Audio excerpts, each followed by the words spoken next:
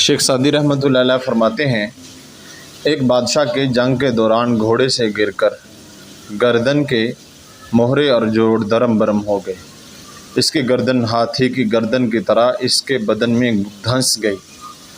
अब इसका ये हाल था कि उसको गर्दन घुमाने के लिए अपना सारा जिस्म घुमाना पड़ता। सब तबीब इसके इलाज से आजिज़ आ गए।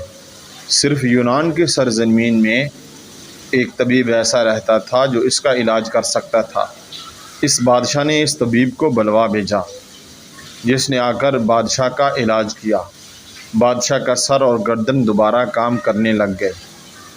अगर वो तबीब बादशाह का इलाज ना करता तो बादशाह हमेशा के लिए अपाहज और माजूर होकर रह जाता।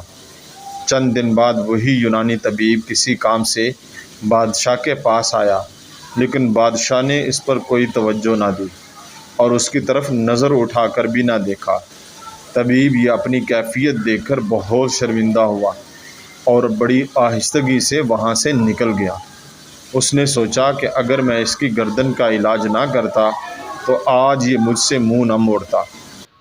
वो तबीब जाते जाते बादशाह के एक ग़ुलाम को एक ख़ास किस्म का बीज दे गया कि इसको अगरदान में रख के ऊद में जलाकर बादशाह को धूनी दे देना।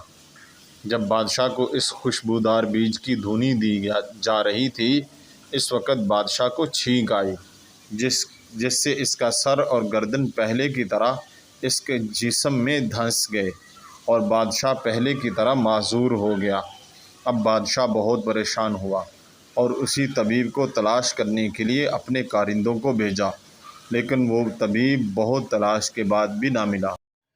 शेख सादी रहमतुल्लाह अलैह फरमाते हैं कि ए दोस्त, एहसान करने वाले का शुक्रिया अदा करने में अपनी गर्दन ना मोड़ो, वरना बाद में भी तुम गर्दन ना उठा सको।